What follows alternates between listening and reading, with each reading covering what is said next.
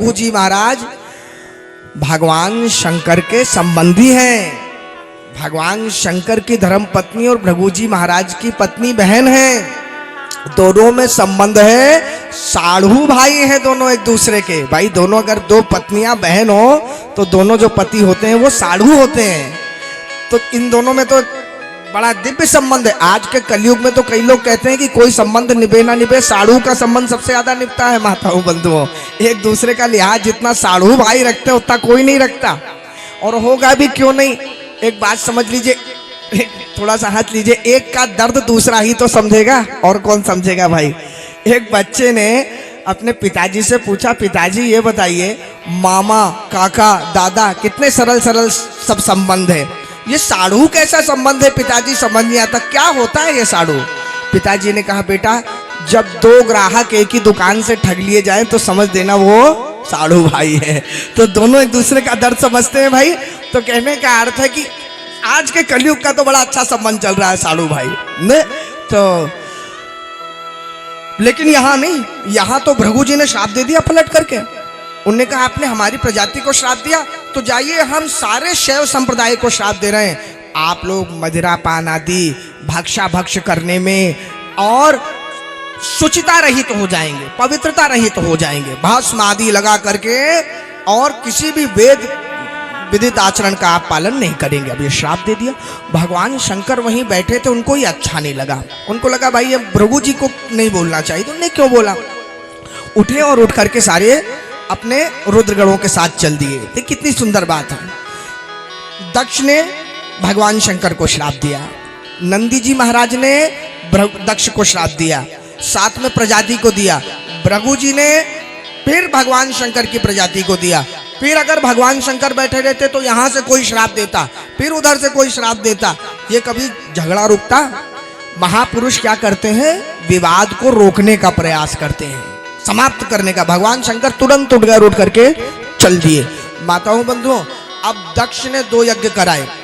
पहला वाजपेयी यज्ञ कराया और जब दूसरा यज्ञ कराया, दोनों में ही भगवान शंकर को उसने आमंत्रित नहीं किया।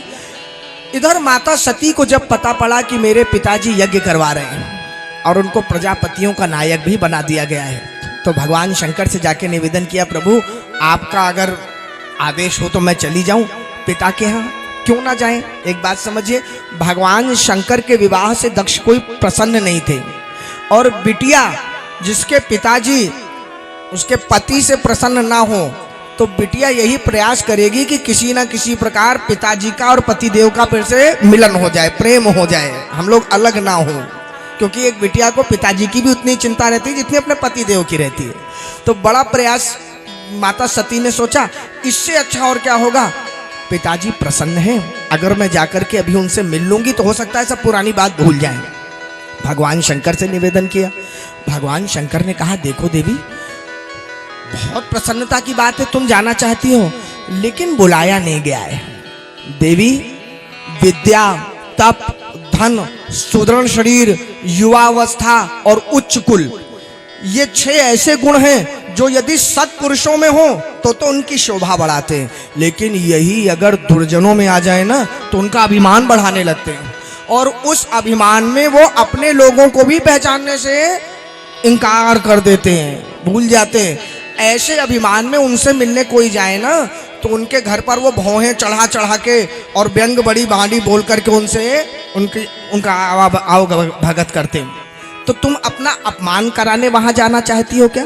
देवी एक बात समझ लो, स्वजनों के अपमान से जो कष्ट मिलता है ना, वो अस्त्र शस्त्र के अपमान के चोट से भी नहीं मिलता, क्योंकि चोट के घाव तो भर जाते हैं, लेकिन जो अपने स्वजन जो व्यंग भरी वाणी बोलते हैं वो हमारी रात भर की नींदें भी नष्ट कर देते हैं। मत जाओ, बहुत समझाया भगवान शंकर ने, लेकिन माता सती तो मानी नहीं।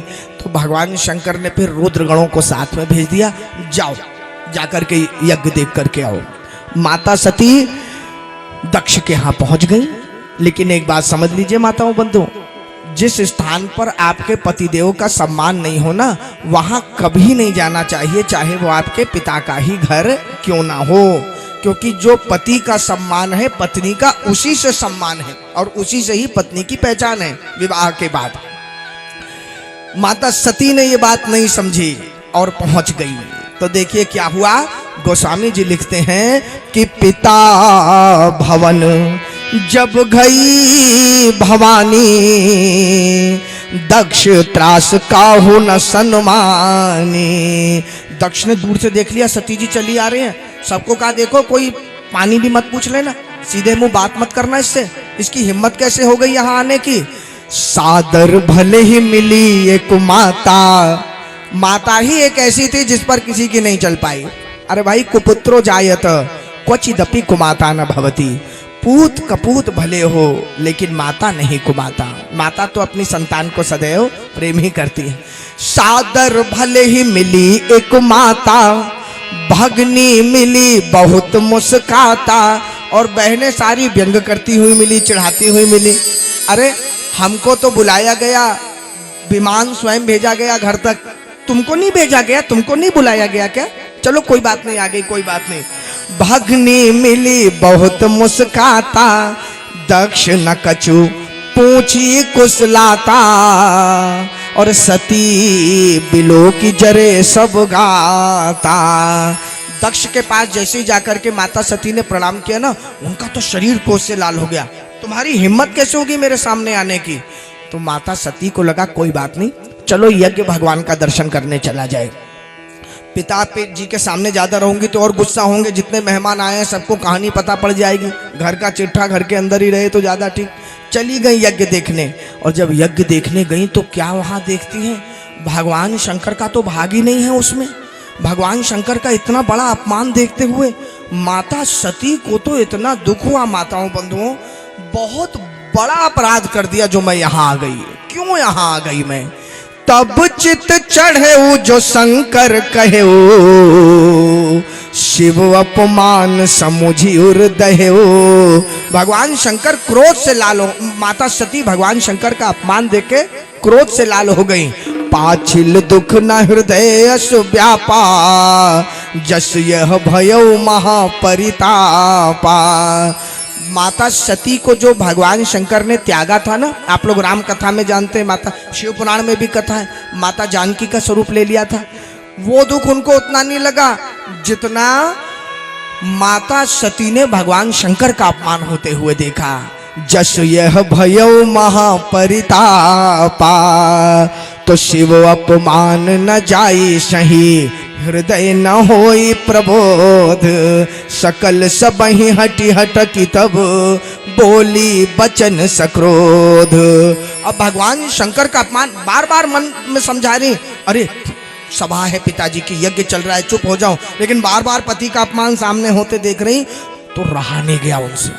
फटकारते हुए सारी सभा को डांटते हुए कहा, तुम सब लोगों ने इतना बड़ा अपराध कर दिया है आज, मेरे पतिदेव का नहीं, साक्षात परमेश्वर का अपमान किया है तुमने। और जिन जिन लोगों ने इस अपमान में भागीदारी की है ना, वो अभी कुछ समय में ही यथाचित फल पाएंगे। सब यथोचित यहाँ पे सबका सत्कार होगा। सुनहु सभासद सकल मुनिंदा, कही सुनी जिन शंकर निंदा। जिनने भगवान की निंदा की है वही नहीं, जिन्होंने सुनी है उनका भी यही हाल होने वाला है। कारण एक बात समझ लीजिए, भगवान के गुणानुवाद सुनने से यदि पुण्य मिलता है ना, तो उनकी निंदा सुनने से पाप भी मिलता है। अरे भाई, जब भगवान के गुणानुवाद सुन के मोक्ष हो सकता है, तो उनकी निंदा सुन के नरक भी मिल सकता है। ऐसा थोड़ी है कि हमने कही नहीं लेकिन कान में तो गई।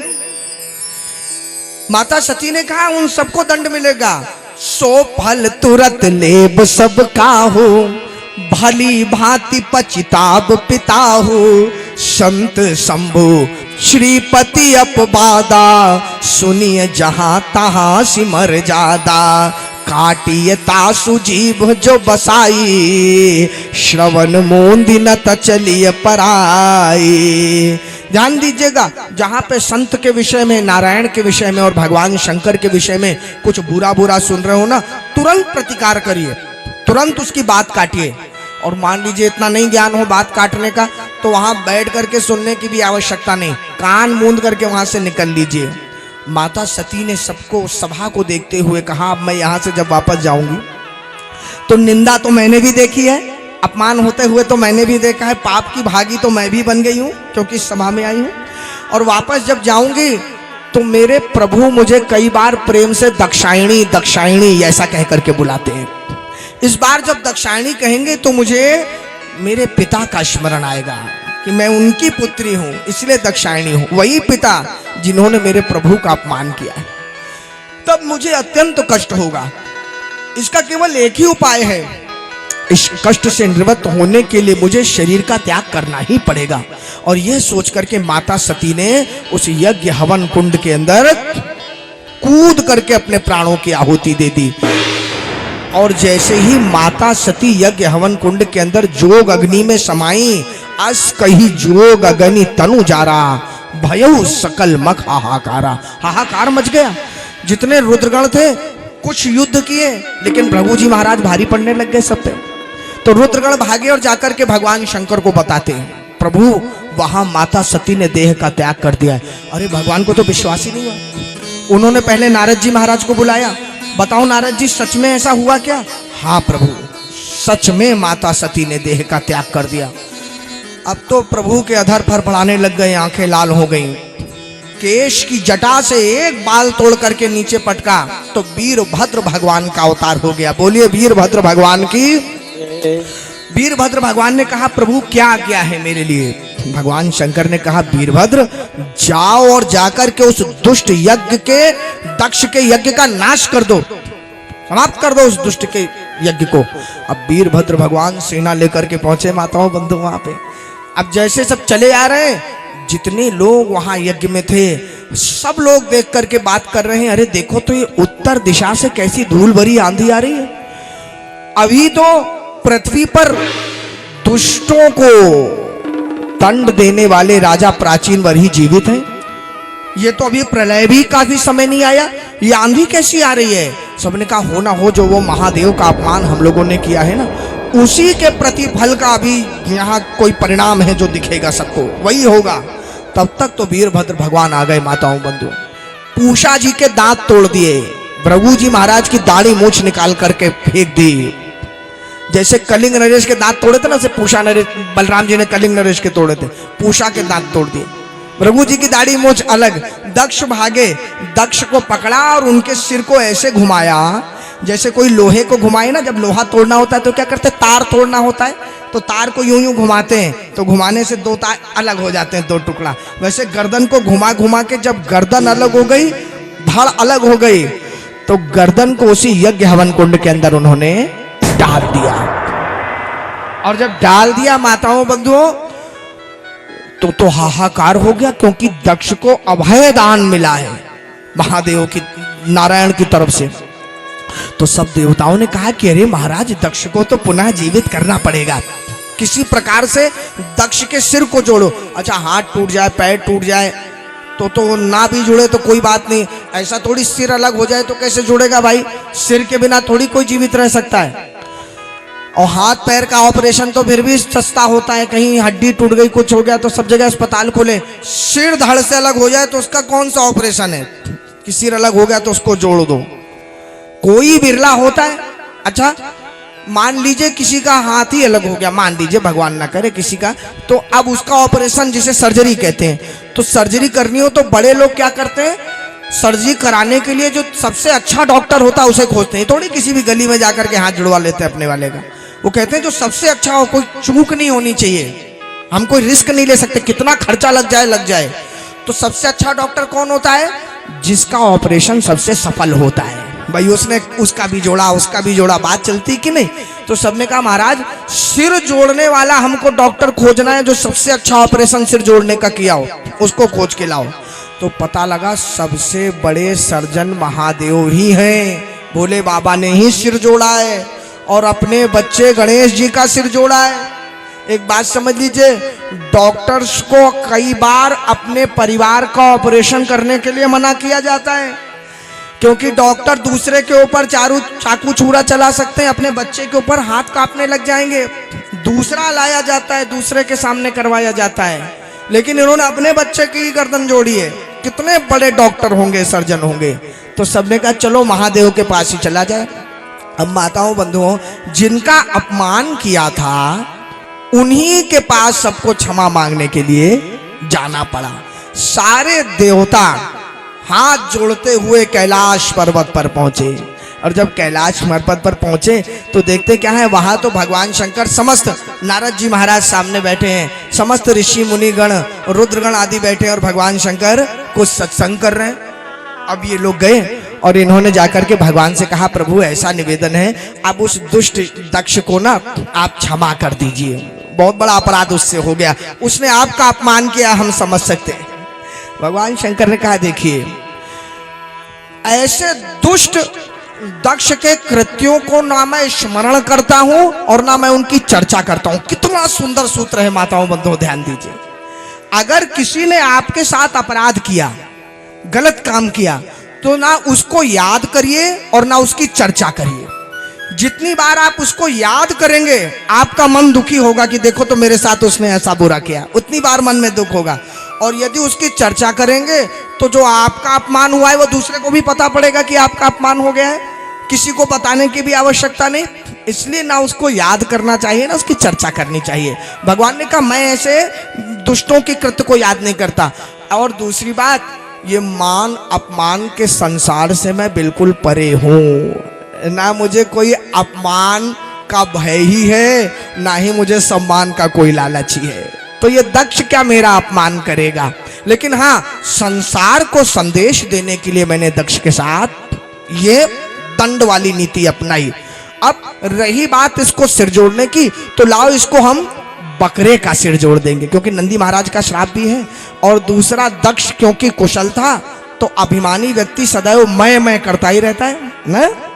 अरे भाई, एक कवि ने कहा है, मैना ने मैं ना कही। मैना जो होती कितना सुंदर बोलती है ना, तो क्यों उसको सुनते हैं लोग? क्योंकि वो मैं नहीं हूं कुछ, इसलिए सुनते हैं। मैना ने मैं ना कही, ग्राहक लागे 20, और बकरे ने मैं कही, तुरंत ही काटा शीश। और बकरा मैं करता है तो तुरंत उसकी गर्दन अलग हो जाती कि नहीं हो जाती, बताओ। इसलिए मैं करने से सदैव मनुष्य को बचना चाहिए। भगवान ने दक्ष का जैसे ही सिर जोड़ा, दक्ष सामने खड़े हो गए। उनने कहा, प्रभु आपने मेरे ऊपर बहुत बड़ी कृपा की,